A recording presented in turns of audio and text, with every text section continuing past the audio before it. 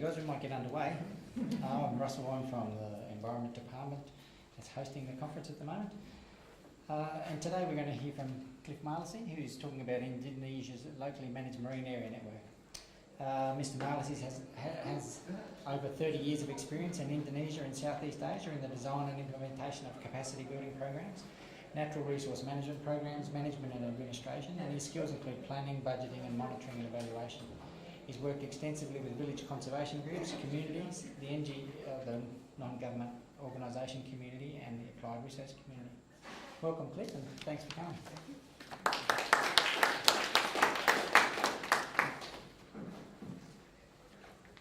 Good afternoon. I just wanted to share with you about the Indonesia LMMA program, especially in the Eastern Indonesia, how the people mapping, managing, and also got the benefit from what they are doing. Yeah, we just celebrate our 10 years learning and growing with the community. So my presentation consists of 4 points. It's on the introduction, and then a bit about Paidedo Islands, how they work from one island to the cluster islands, and also in Tanimbar Cay in southeast Moluccas, and then last one is what you can take home. Let me start with how it began. Yeah, in the 90s, part of us sat together and we talked how we can do the conservation with the local knowledge. Because the Western style, it doesn't work in the community because it needs a big area. But it's a big area, the community has no place for fishing. We talk with them slowly. How to use traditional knowledge and try to marry it with the science.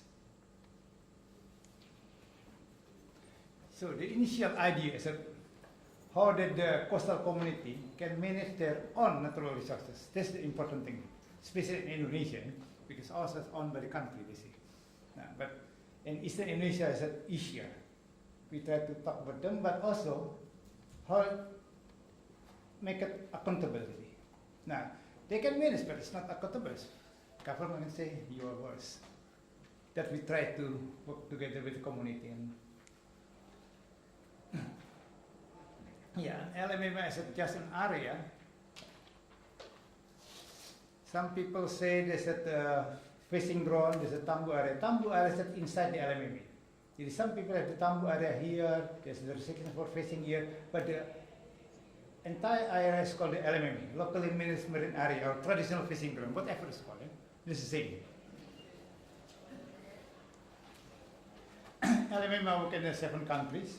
We have about 500 projects, but I only focus talking about Indonesia. In Indonesia, we also only working in the eastern part of Indonesia. Why we choose the eastern part of Indonesia? Because the tradition is there. They have the tambo, sasi. They say have it there. It's already in place. But also we just started some of small activity here in Timor-Leste. They also have their lulik and everything. They're the same.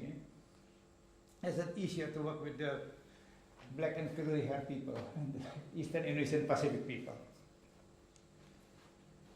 So, LMMA Indonesia is a focus, as I just mentioned, in the Eastern Indonesia. I cannot say it's an organization, it's more as a networking. We work together with the community. And human asset is embedded to the community. If you ask LMMA, where's our office? You don't have an office. Everything is embedded to the community. Yes, we choose. That's a model. Because we are there for the community. So I start with the first things about Paidedo. It's in Papua. There's a bit of a profile of Paidedo. We start from one island and then slowly go into the cluster island. Now here's we start our activity here in Meos Mangguandi Island. The entire area is called the Paidedo Islands. But we just start here slowly. When we started in 2003, they only have one, we call it SASI area or NPA. It's this area. And then slowly, because they got a lot of benefit from this area, the community thought, okay, why we not have the second one? Okay, and then the third one, and then the fourth one. But in 2005, the church also say, okay, better we close a bigger area. Because, yeah, a lot of things you need to give space for growing. And then, after 2006, you have 4 area with a bigger, closer area. And what happened, if we look to the coral cover, we have 3 data coral cover, 2000, 2005, 2010, then the coral is growing very fast, from 33% live coral cover in 2000, going until now is at around 52% coral cover. Because of this one, sorry, I'm coming, because they closed this one, it's growing. Because when they close the coral cover, the number of fishes increase. And then the Mes Mangwandi people, they make the where's their boundary. Okay, they map the boundary, they make clear also with the neighboring island, they said our boundary. Now, here's the story start. When they have the boundary, they have a good coral cover, they have a lot of fish. The neighboring islands say, coming and stealing their fish. And the Mes Mangwandi people talk with the neighboring island, why you must steal our fish? Our fish is growing so good. They, the people collect their catch per unit effort data. You can show you that most of the number of fish increased from 2010 to 2012. And the neighboring island going more jealous. Why you got so many fish here? Because we protect our area. You don't do that. And then slowly, okay, the socioeconomic data also show that the increasing of income on the community. And then slowly, these people talking with the neighboring island. If you want to have more fish, more good marine resources, you must protect your islands. Now, in 2011, all of this community, they have their own area, fishing ground, and then in the end, they protect the entire area. Now, this community manages 110,000 hectares. They got a big benefit from managing their own marine resources. That's the reflection of 10 years working with the community. Before 2000, there's lots of bombing, outsider fishery coming. But between 2000 and 2005, we start. One of the important things what we do is the mapping. By doing mapping, they know what they have in hand. That's one of the important things. And then, slowly they develop their regulation. They develop the regulation, village regulation on the resource management. And that localize the bombing. Okay, you're not allowed to bombing here, here, and here, because we already have the entire area is already protected. Now, by now, they manage this area. You can look from only one island and one protected area, one fishing ground, 7,000 hectares. Now it's at 110,000 hectares by certain villages. They manage it together. They got a lot of benefits right now. The second story is try to compare one island set in K, Southeast Moluccas. This is the only Hindus village in eastern Indonesia. Indonesia have a big Hindus village, known as Bali. But in eastern Indonesia, they have only one. It's at the Tanimbar K. Tanimbar K, people they have their own food. It's called hotong. It's sorghum. Now, what we started talking with the people there, in the past they harvest the crocus 180 days per year. They hunted. It's 6 months. And then we talked together with them because the crocus become small, small, small, and small. And then we talk slowly with them, and then they agree to only have 5 days per year harvesting crocus, from 180 to 5 days. And then what happened, the number of crocus increased. This is zero because they don't open the sashi. But if you look to from 2004 until 2011, the number increased. This is zero because they don't open, they don't harvest.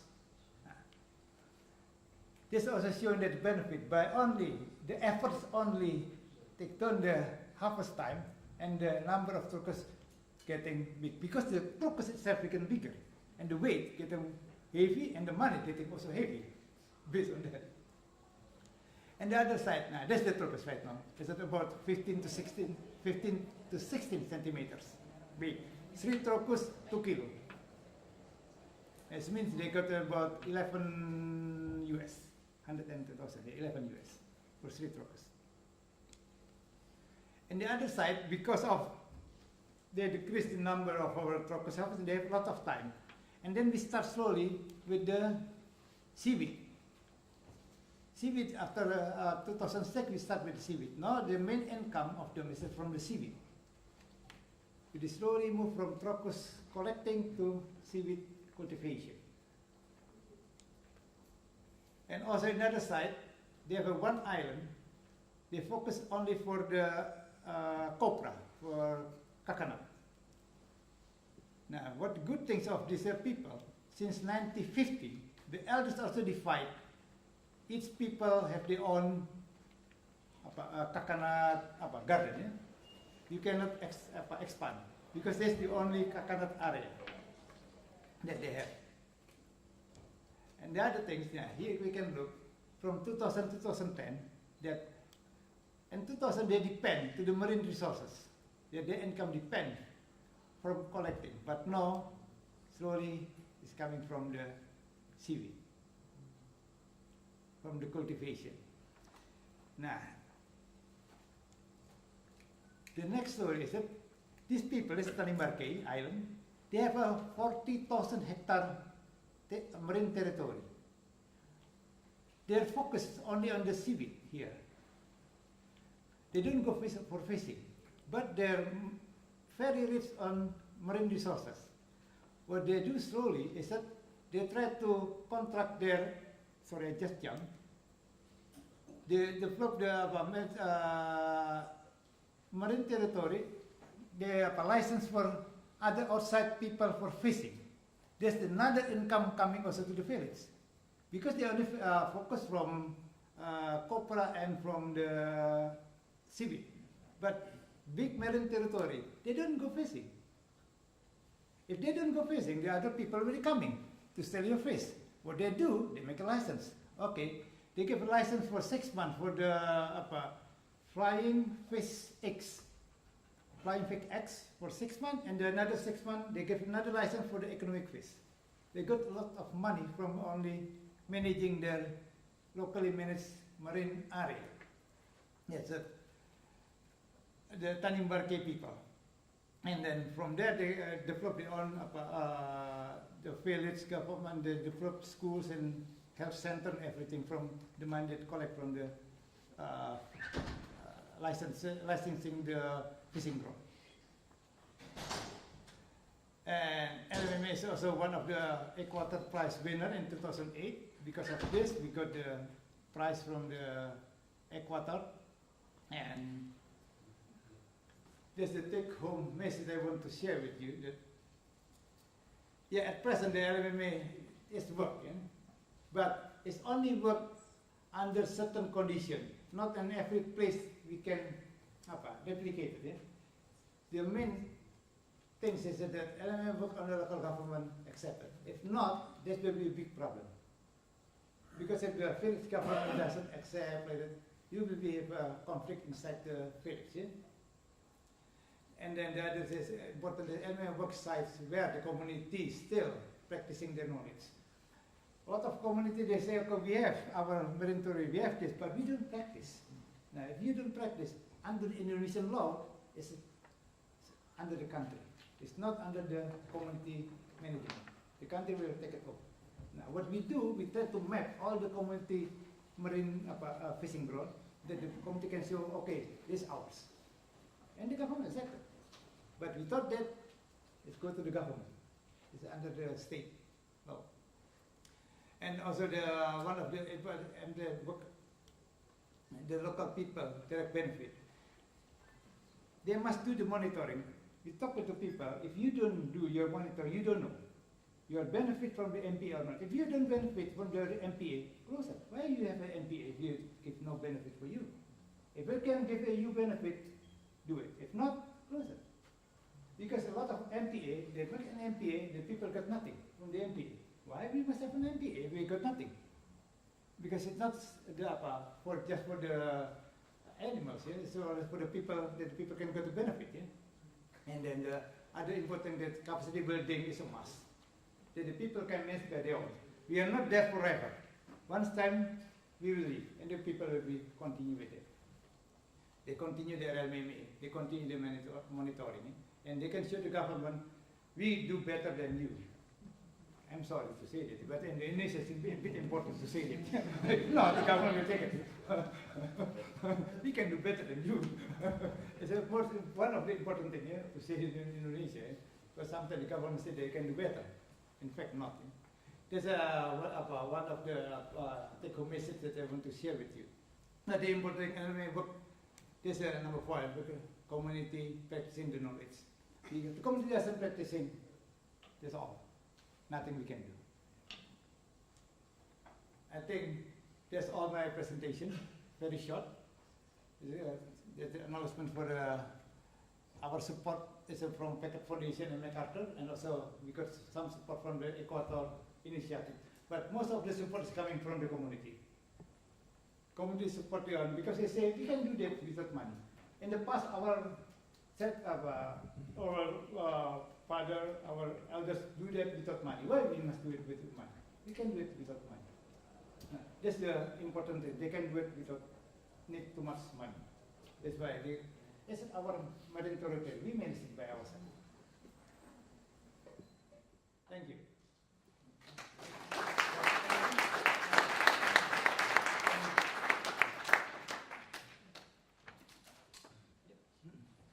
If you have some questions, can answer it, we will try to answer it. Yes, thank you so much. Yep, please. Hi, my name is Maggie. I work in Aceh, Purabaya. Yep. And I was wondering, we have a similar system, but Yep. we work with Maklumat Bersama. It's like an agreement between the community. Yeah, the Panglima Laut. Yeah. Yep. Do you work with that as well to record where your areas of protection are, or between communities, or do you have any other ways of registering the agreements of the protection areas? So what's the question? In which ways that you legally between communities, the community agreement, how is that recorded or registered through Maklumat Bersama, or would it There's 2 ways. What we do is that the community, after the community clear with their marine territory, the first government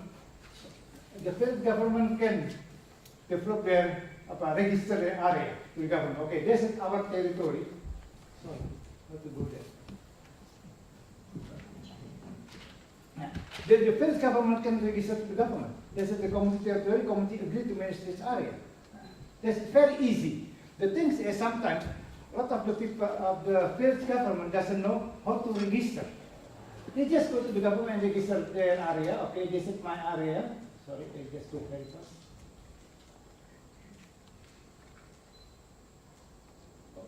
Next one. When we start here, we only have one, and we register this one.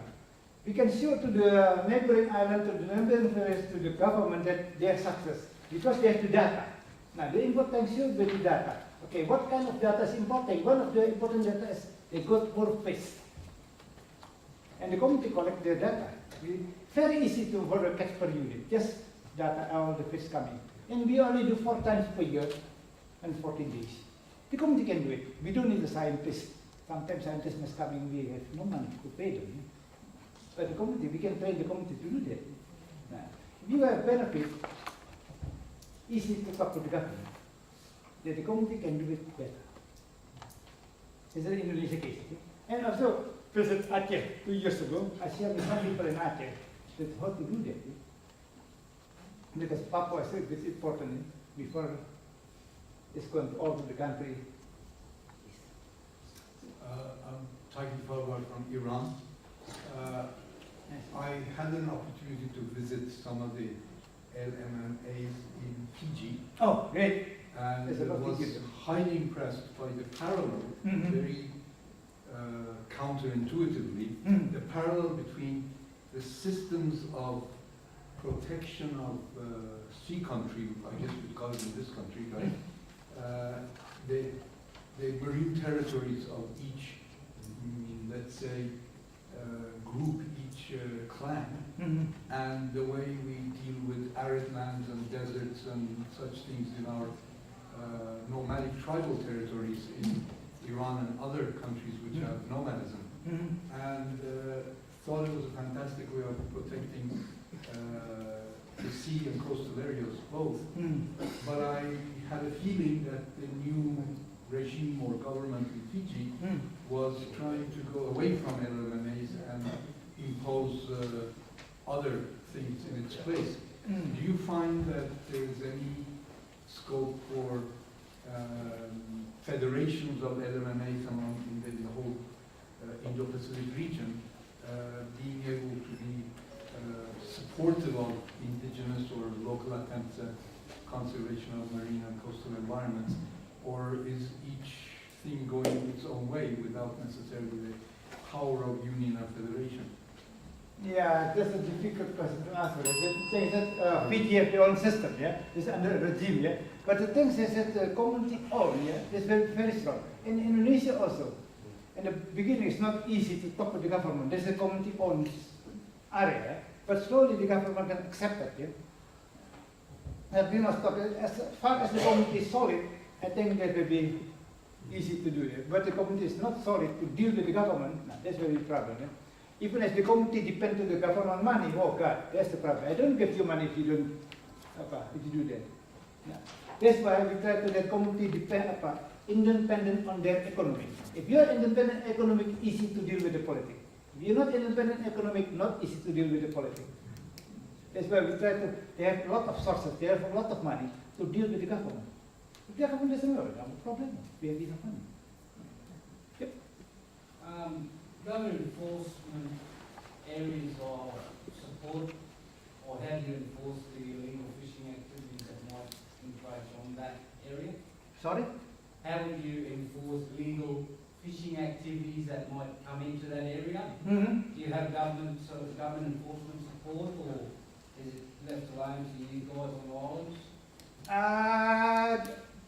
Because the community already have the, and Eastern Indonesia, they accept the traditional fishing ground. Yeah. Now, But outside of that area, yeah. you have coming in from outside areas. Yeah, because we can deal with the government. Okay, you cannot give a fishing license for any fisherman on this area. Yeah. That's the deal we do with the government. Because we give the map to the government. Okay, this is clear, community boundary, and government doesn't license. They don't provide Yeah. the permit. Yeah. You have illegal activities Yeah. that Yeah. they're not permitted, but they're in there Yeah. fishing it. You have enforcement rights Yeah. as traditional owners. Yeah, and they can pick up the outside fishermen as they're coming here. Because it's already known, there's a community territory. They already know that, and say, you coming, and they pick you up. And then what happens? Under the regulation, you must pay. Okay. If you are there's something filed, you must pay. They do the regulation clear. You have to pay to the village. Yes, pay to the village. Because the payment you, the money you pay for the, they use it for the monitoring. Because we don't have the monitoring grant. If someone against the border, you must pay. Now, they collect the money from people against the border and they use it for monitoring. It's no good, but they do it. What resource monitoring issues do you have? Like, how do you keep an eye on the resources and the levels? The way they do monitoring, but they're fishing. Because they said they're fishing ground, but they're fishing around here. They know there's someone coming inside. It's easy. Do you count the catches? Yes. They come here, outside the people come here, some for fins, fins. They catch them and then you must pay. That's the way they do to minutes, yes? Because we say for them, we don't have enough money to pay for monitoring by boat, for the fuel and everything. Because you go fishing every day. Now, when you go fishing, you minutes. Yep, thank you so much.